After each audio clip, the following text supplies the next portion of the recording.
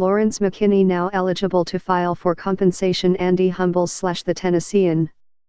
Lawrence McKinney, left, and his attorney David Rabin hold a news conference Wednesday, December 20, 2017, in Lebanon. Earlier that day Gov.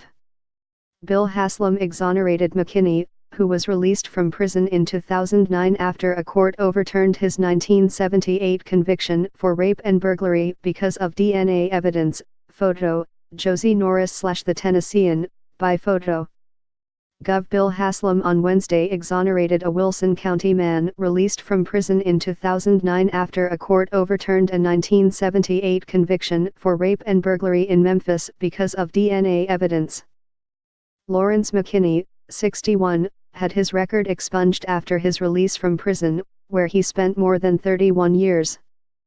But McKinney was continually frustrated in attempts to achieve the executive exoneration from the governor necessary to file for compensation with the Tennessee Board of Claims.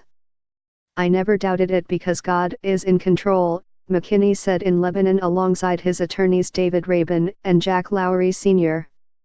"You can't be surprised when you serve the Lord." The Tennessee Board of Parole voted unanimously against recommending exoneration for McKinney in 2016. At the time, at least one parole board member questioned the completeness of the DNA evidence that cleared McKinney. It was McKinney's second time to apply for executive exoneration. The parole board recommended against it shortly after his release, and then Gov. Phil Bredesen did not act on the application. A link has been posted to your Facebook feed.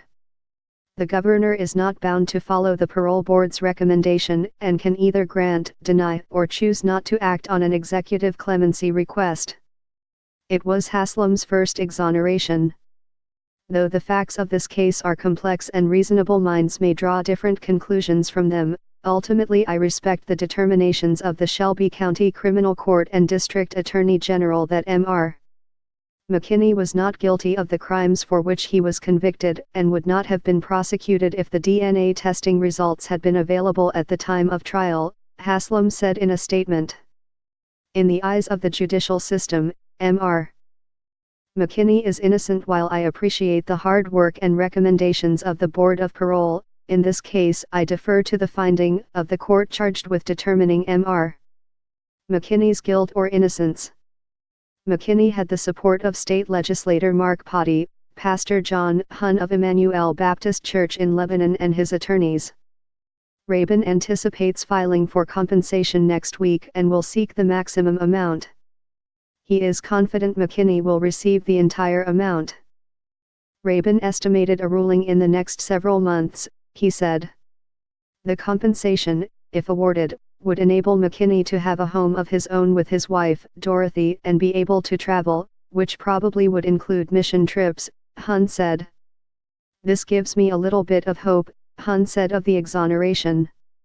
"I am proud to be a Tennessean today." McKinney spoke about the time he lost in prison, and was most emotional about not being able to see his mother grow old. "Money will never compensate him for what has happened, but the exoneration from the governor is more valuable than any money could be," Rabin said.